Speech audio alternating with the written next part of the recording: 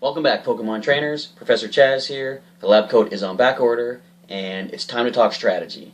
So now, Roaring Skies has been out in the United States for about 2 weeks now, and which means in one more week, those cards become legal for play in official tournaments. So what I'd like to do for this video is, since all the cards have been released, like you can view them all online and in Pokémon TCG online, I'm going to go through some of them, mention what I think might be some interesting strategies you might want to consider for using them in your decks. Maybe some things that people might not have thought about. Like, I do want to highlight something I mentioned in the unboxing video for the Shedinja. And I think there's some real good potential for some of these cards if you mix in some of the cards from more recent sets. So, without any further ado, let's get right into it and check out some cards. So we'll start off with the heavy hitters of the new set, and those would be the Pokémon-EX. First up, we have Dragon-EX with a decent ability called Dragon Road. If there's any stadium card in play, the retreat cost of each of your Dragon Pokemon in play is 2 colorless less. It's pretty good. It helps you get your Dragon types out of danger if you need to bring something else up to battle. And nice simple attack for a Psychic, a Dark, and a colorless. Shred does 80, and the damage isn't affected by any effects on your opponent's active Pokemon. Now, Shaymin-EX is the next one, and we already had a nice little discussion about this guy. All you need to do is give it a Muscle Band and a double colorless energy. It's able to do 50 damage, and then it returns with all of its attached cards back to your hand. Then, when you play it back to your bench on the next turn, you get to draw cards until you have 6 in your hand. And Thundurus EX, we also took a look at this guy. I recommend attaching a Protection Cube to this Pokemon, so that when you use Voltage Rush for 3 Lightning Energy to do 150 damage, you wouldn't be doing 50 damage to yourself because you're saved by the Protection Cube. So now we're getting into the Gallade EX, and I don't really have much to say about this. It seems like a pretty basic EX at this point. You get Swift Lunge for a Psychic and Colorless Energy to do 30 damage, and you may choose to have your opponent switch their active Pokemon with a benched one. You can choose if they do or not, and then they would choose which benched one they bring up. And Piercing Prizes, not the best attack, especially late game, because for 3 Psychic Energy you're doing 50 damage, plus 20 more damage for each of your remaining prize cards. So, start of the game you're going to be doing 170 damage for 3 Psychic Energy, which is actually pretty good.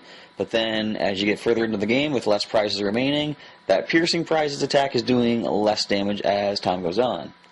But then you could Mega Evolve it into Mega Gallade EX with the attack Unwavering Blade for 2 Psychic and a Colorless to do 110 damage. And this attack does 30 damage to each of your opponent's benched Pokemon that has any damage counters on it. So if they've already got damage, you're doing 30 to the bench. And this would work well if you combine it with a Pokemon such as Forretress from the Flash Fire set, I believe it is. When you play Forretress from your hand to evolve Pineco, you can put 1 damage counter on each of your opponent's Pokemon, even the ones on the bench. So if you evolve Forretress first, suddenly Mega Gallade is going to be doing 30 damage to every benched Pokemon, as long as there's nothing blocking it like the Mountain Ring Stadium or something like that. Then we have Latios EX with the Fast Rate attack, which is pretty interesting. For 1 Psychic Energy, you can do 40 damage, and it says if you go first, you can use this attack on your first turn. Now, back, I forget when they put this rule into effect, but originally you were able to attack on the first turn when you play Pokemon TCG, and I think it had something to do with Sableye and instant game victories by having Sableye attack first, that Pokemon International decided to switch the rules and say the first player can't attack. Now Latios EX is breaking that rule with the Fast Raid. Now what you could do with this, if your opponent only has 1 basic Pokemon to start, and you start with Latios EX, a lot of Pokemon don't have 40 HP, so you're not going to knock it out unless it's weak to Dragon, which I don't think any current Pokemon cards do have a weakness to Dragon. But if you throw a Muscle Band on Latios EX, and you manage to get that Psychic Energy, on your very first turn you're going to be doing 60 damage. You could get a first turn knockout against a good number of basic Pokemon out there. And we got Light Pulse for a Water, 2 Psychic and a Colorless Energy to do 110 to prevent all effects of your opponent's attacks except for the damage done to Latios EX during your opponent's next turn. That goes somewhat well with Mega Latios EX here, whose attack for 1 Water, 1 Psychic, 1 Colorless, called Sonic Ace. It says to discard 2 energy attached to this Pokemon. This attack does 120 damage to one of your opponent's Pokemon. So you can do it to the bench if you need to, or just take out the active Pokemon that you're fighting. I don't like the attacks that cause energy discard like this. So what you could do is make it work with a double colorless energy, or not double colorless, double dragon energy, which is new in this set as well, to provide both the water and psychic energy. Discard that card for the requirement of the attack, and then if you have another one, attach it next turn, do another Sonic Ace. Or I would recommend you run the Shrine of Memories Stadium, which would allow your Mega Latios to use its basic Latios attack, which would be Light Pulse, because you're doing 110 with Light Pulse. You're only losing 10 damage from the attack. You're not able to target the bench, but with the Shrine of Memories in play, you could have the option of doing either or attack. You know, do you want to lose 2 energy to do 120 on a bench, or do you want to save all your energies, do 110 to the active? So it's good to have that stadium in play for your options. And I'm always a fan of Pokemon with free retreat cost, which Mega Latios EX just happens to have. Now we come to the Rayquazas of the deck, Rayquaza EX. First up is the colorless, which we looked at already. Intensifying Burn can do 60 damage for 1 energy if you're fighting an EX, and Dragon Pulse can do 100, but you lose the top 3 cards of your deck. The Dragon-type Rayquaza EX can do a simple Dragon Claw for 30 with any 2 energy, and for 2 fire, a lightning, and a colorless, a Dragon Strike does 130, but you flip a coin, and if tails, this Pokemon can't use Dragon Strike during your next turn. Nothing that a Trick Coin couldn't solve, half the time. Then we have the Megas, Mega Rayquaza EX, the colorless version here. Its attack, which I'm pretty sure is the name of the Japanese name of this set of cards, Emerald Break. It does 30 damage times the number of your benched Pokemon. So in most cases, you'll have 5 benched Pokemon at tops. So you're doing 150 with this attack for 3 energy, which is pretty good. But if you play the Skyfield Stadium, you can suddenly have up to 8 Pokemon on your bench. So 8 times 30, that is 240 damage from Mega Rayquaza EX. Only Wailord EX can currently survive a hit like that, unless you add the Muscle Band, of course. In the Dragon version of Mega Rayquaza EX, it has the Delta Wild ability, which reduces damage from all grass, fire, water, and lightning Pokemon. Those attacks will do 20 less damage to Mega Rayquaza EX. And the Dragon Ascent attack, again, this is one of the strongest attacks currently in the Pokemon TCG. Dragon Ascent does 300 damage for 2 fire, a lightning, and a 3 fire, a lightning, and a colorless, but you have to discard 2 energy attached to this Pokemon. Again, this is a good use for the double dragon energy, or you could also run the new trainer card Mega Turbo, which allows you to attach a basic energy card from the discard pile to one of your Mega Pokemon. So by using that item and then also attaching another energy from hand on your next turn, you can just suddenly power Mega Rayquaza's Dragon Ascent up once again. So now let's talk about ancient traits. So right here we have Altaria with Delta Evolution. And not too much here. I already mentioned this card before, there's not too much new to mention. You can use this Delta Evolution ancient trait to evolve a Pokemon on its first turn in play, on your first turn of the game as well. And this one in particular here, Altaria, the ability Clear Humming gives each of your colorless Pokemon no weakness. And for 2 colorless energy, you can do Wing Attack for 30. Next is Bayonet with a Delta Evolution as well. And interestingly enough, the ancient trait allows it to evolve quicker, and its first attack is called Evolution Jammer, which does 20 damage and prevents your opponent from playing any Pokemon from their hand to evolve any of their in-play Pokemon during their next turn. So it's pretty interesting, so they can't actually get any evolution abilities going. And for 1 psychic, 1 colorless energy, Curse Deeply puts 5 damage counters on your opponent's active Pokemon. And Togekiss we already took a look at earlier. Something came to mind with this here though. So Delta Evolution, again, lets you evolve right away. And the ability Serene Grace says when you play it from your hand to evolve one of your Pokemon, look at the top 8 cards of your deck. Choose any basic energy cards you find there, attach them to your Pokemon however you like, and then shuffle the other cards back in. Now if you were to combine this with Super Scoop Up, it lets you flip a coin, and if heads, put one of your Pokemon and all attached cards to it into your hand. So you could bring Togekiss back into your hand, and if you had another Togetic on your bench, you could then evolve that one and use its Serene Grace ability again. Or, ignoring the coin flip, you can actually run AZ, the supporter card, which allows you to put a Pokemon into your hand, but you discard whatever cards are attached to it. If nothing is attached to Togekiss when you use the card, then you don't lose anything. Now, Unpheasant, also with Delta Evolution, this looks pretty powerful. For 2 colorless, you can do Feather Dance. During your next turn, each of this Pokemon's attacks does 80 more damage before applying weakness and resistance. And Sky Attack for 3 colorless does 120 by itself. So if you Feather Dance and then Sky Attack, you're doing 200 damage. Of course, with the drawback of Flip a Coin, if Tails, this attack does nothing. This is a Pokemon you're going to want to have a Trick Coin on, just to be safe. Normally, a coin flip, you got a 50-50 chance. If you're going to give him the Trick Coin, Unpheasant has a 75% chance of doing Sky Attack.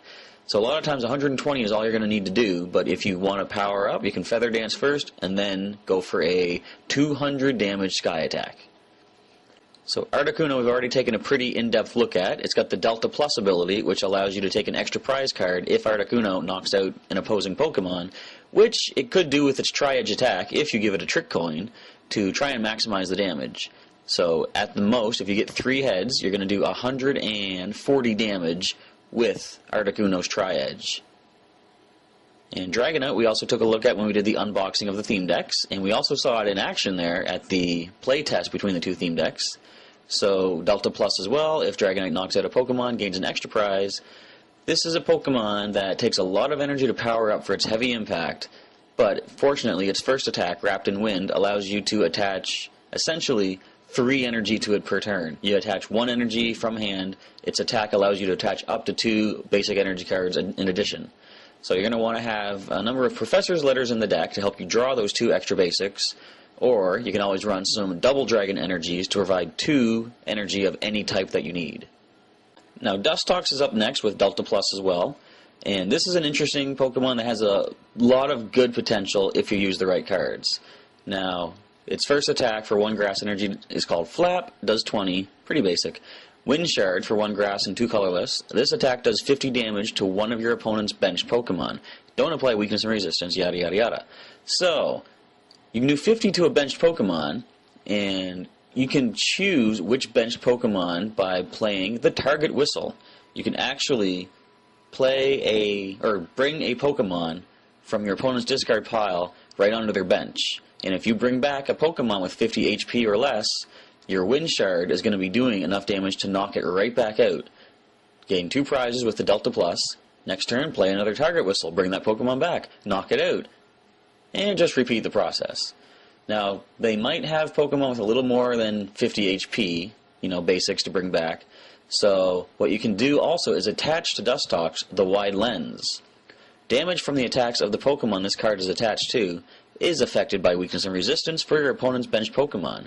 If you keep using Target Whistle to bring back something that is weak to grass Pokemon, then Dustox can be doing 100 damage to it on the bench, knocking it out, gaining 2 prizes, and then use Target Whistle to bring it back.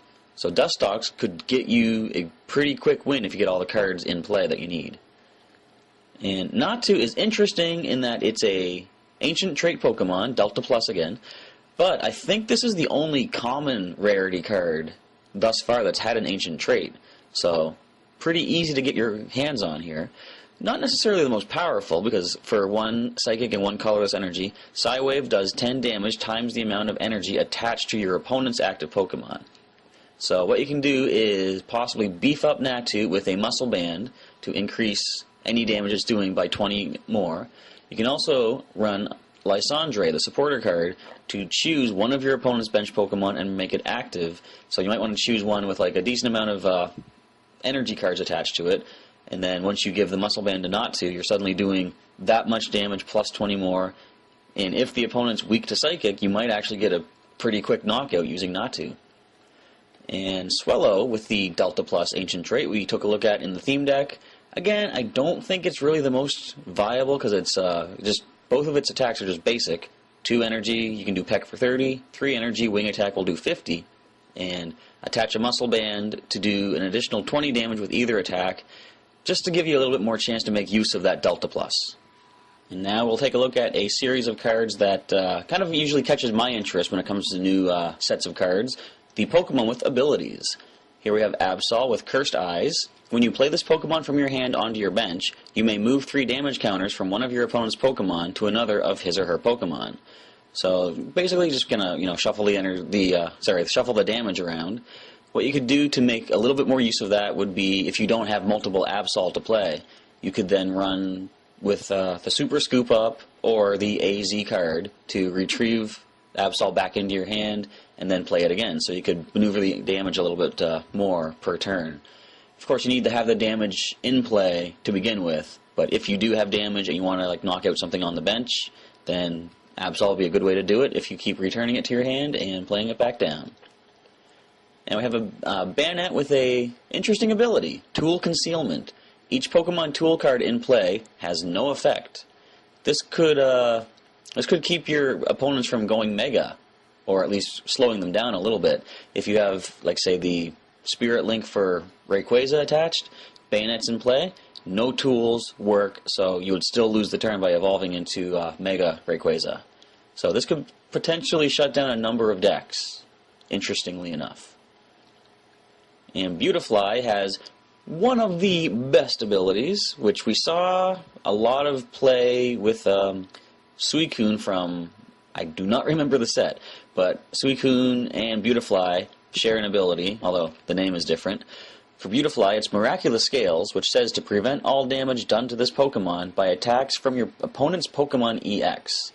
So, other effects will still apply, but Mega Rayquaza with 300 damage? Nope, doesn't touch Beautifly, which kind of really makes Mega Rayquaza look a little bit less powerful. And the attack for 1 grass and 2 colorless, Whirlwind does 80, and you may have your opponent switch their active Pokemon with one of their bench Pokemon. So it's actually pretty powerful for just 3 energy. And another thing that I love with my special Pokemon here, no retreat cost. So you can bring Beautifly back at any point. Like if your opponent switches their EX for a non-EX and Beautifly suddenly is in danger, you can just pull it back and send something else up. Now you could always attach a Muscle Band onto Beautifly to increase that Whirlwind's damage to 100, or if you want to keep it a little bit more protected against non-EXs, you can always give it the Hard Charm as well. And you can always keep attaching the Herbal Energy from Flash Fire, I believe. No, it might have been Furious Fists. But you can attach Herbal Energy to a Grass Pokemon to heal 30 damage from it. That's another option you can do to keep Beautifly in play. Here we have Carbank with the ability Jewel Armor, which says as long as this Pokemon is on the bench, prevent all damage done to this Pokemon by attacks, both yours and your opponent's. So if you had a Carbank on the bench and you were using Zapdos from this set using its Raging Thunder attack to do 40 to a bench Pokemon, you could choose Carbank, but the Jewel Armor would prevent that damage from being dealt to it. So that would be like a way to have Raging Thunder going strong with no negative repercussions. So Carbank's attack for 1 fairy and 2 colorless energy is Spin Tackle, which does 60, but you flip a coin. If tails, this Pokemon does 20 damage to itself. 2 quick ways around that would be either a Trick Coin, which if you flip tails, you can use Trick Coin to flip again, or simply just throw a Protection Cube on it. Regardless of what you flip, you're not going to hurt, your Carbank's not going to hurt itself. And in addition to the Ancient Trait Dragonite from the set, we have a non-Ancient Trait Dragonite with a pretty useful ability, Max Wind. When you play this Pokemon from your hand to evolve one of your Pokemon, you may heal all damage from one of your Pokemon. So you can use that to just fully cure one of your damaged Pokemon. Could be could be an EX or anything. And then again, if you're running Super Scoop Up or AZ, you could then bring that Dragonite back to your hand, and if there's another Dragonair in play, you could then immediately evolve to Dragonite and heal a second Pokemon to full health. Now we're going to take a look at Ninjask here, who's got a pretty useful ability. Wing Buzz. Once during your turn before your attack, if this Pokemon is your active Pokemon, you may discard a card from your hand. If you do, discard the top card of your opponent's deck.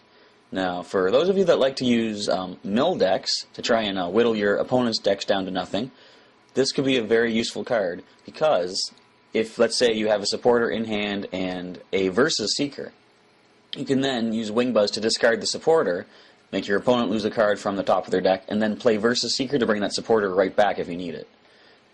Similarly, you could use just discard an energy card from your hand, make your opponent lose a card, and then play energy retrieval to bring that energy right back. And I really like its attack. For 1 grass and 1 colorless, after Image Assault does 30, and it says search your deck for up to 2 Ninjask and put them onto your bench. Shuffle your deck afterward. So I really like attacks that can put non-basics in play immediately without having to evolve. Now once you get those other 2 Ninjask into play, you can use your active Ninjask's Wing Buzz to discard a card from your opponent's deck, and with free retreat, this Ninjask could retreat to the bench, your other Ninjask could then become active, and you can Wing Buzz again, because each Pokemon can use their ability once per turn, unless otherwise stated. So this would be good with the energy retrieval. Each of your Ninjasks could discard a grass energy, or any energy I should say. Your opponent will lose 2 cards that turn, and then energy retrieval will bring both back into your hand. Now we have one of the legendary Pokemon from the Unova region, Reshiram, with the Turbo Blaze ability. Once during your turn, before your attack, if this Pokemon is your active Pokemon, you may attach a fire energy card from your hand to one of your dragon Pokemon.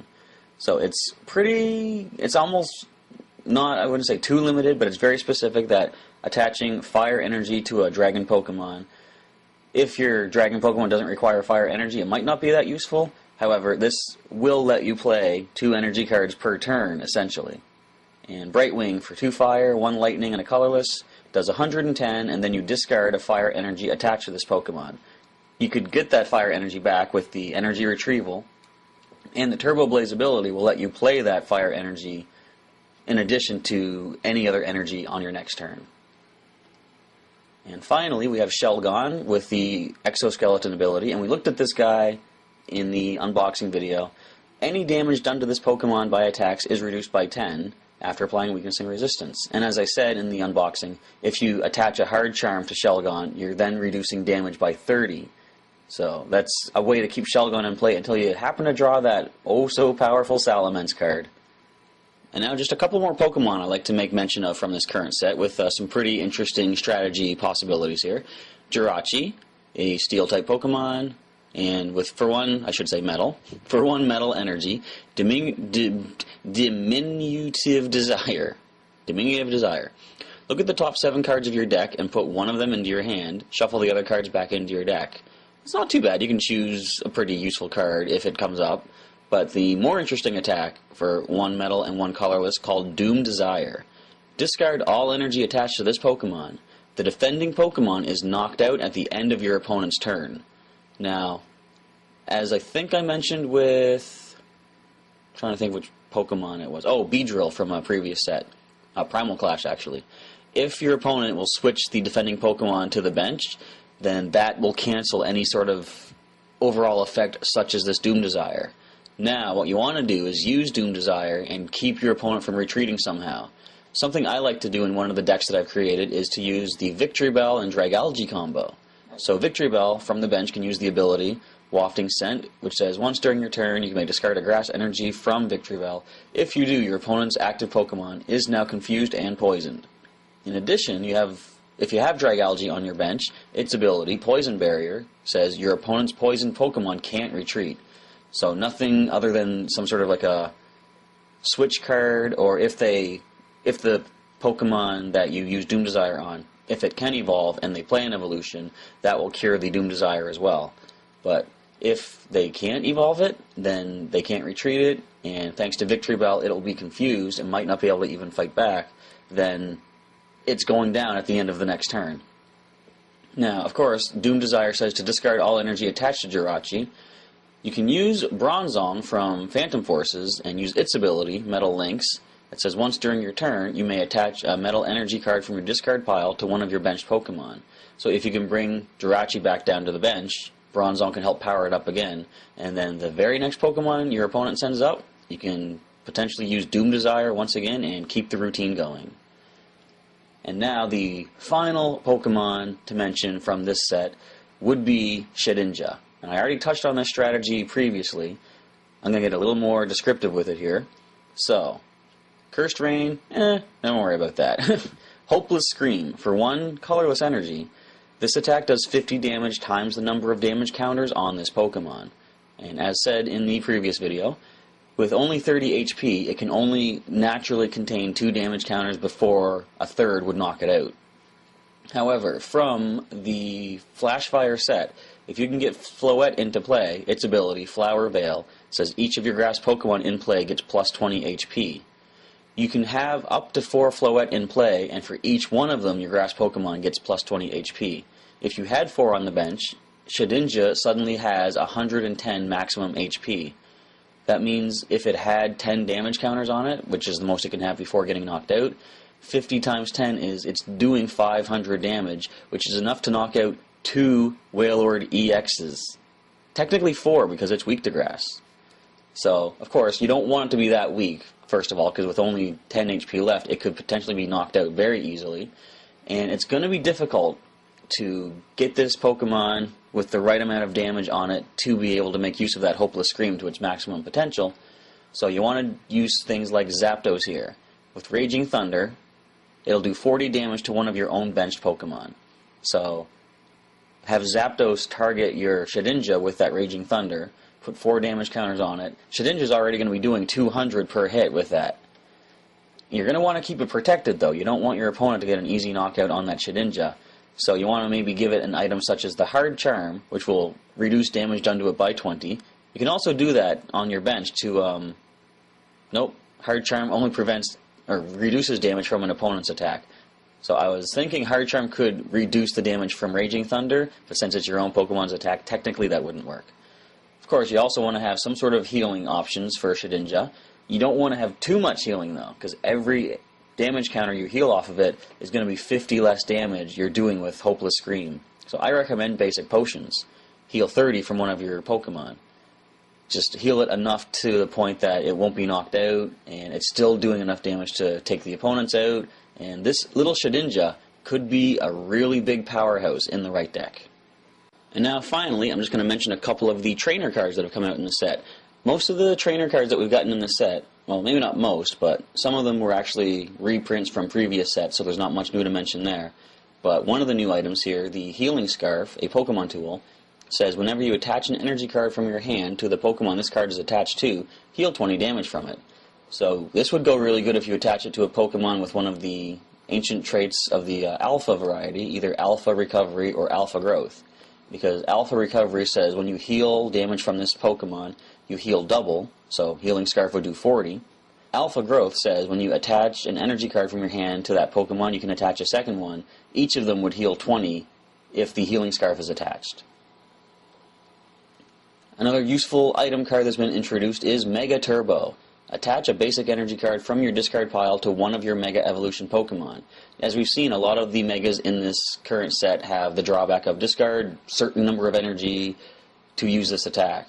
So Mega Turbo would allow you to bring one of them right back from your discard pile and then attach one from hand, and that's like 2 energy added to your Mega Pokemon right then. And now Revive. Pretty simple. Put a basic Pokemon from your discard pile onto your bench. We've seen these before, but you can combine this with the Battle Compressor from Phantom Forces, and Battle Compressor lets you search your deck for up to 3 cards and discard them. Shuffle your deck afterward. So you could use the Battle Compressor to discard whichever particular basic Pokemon you need, then play the Revive to put it right onto your bench. And if it happens to be one of the Delta Evolution Pokemon, like you can play from hand, or you could then play Wally, which allows you to evolve a Pokemon on its first turn in play. You could get some of your potentially heavy hitters into play right away thanks to Revive and Battle Compressor. Alright, thanks for checking out this video, folks, and I'd like to say welcome and thank you to all the new subscribers who have joined the channel. The unboxing video for the Storm Rider and Aurora Blast theme decks is still the biggest video on the channel right now. A lot more subscribers have joined in because of that, and I really appreciate it. It's very encouraging to see all the support that I'm getting. But what I need from you now is leave some comments for me. What do you want to see on this channel? I like to create content that people want to see. I can come up with things for content for videos, but I want to make sure it's stuff that you guys want to see. So, because of that, or in line with that, I have a request from a YouTube commenter, Fourth Wave X, I think that's the name, and he has asked me to do like a combination deck of the two theme decks. Now in the unboxing video for the two Roaring Skies theme decks, he asked if I could do a combination of the Primal Clash decks, which feature Kyogre and Groudon. And what I think I'm going to do is do a video kind of combining those two decks together, but then I'm also going to do, probably in the same video, combine Zapdos and Articuno's two decks together, just to sort of see what these two decks could do if you put them together and how they could fare against other decks out there. And I think I'm going to have that for like next week's video, but we'll see. I might put it up a little bit earlier. I'm not sure yet. But anyway, thanks for checking in the video again, and I'll catch you next time.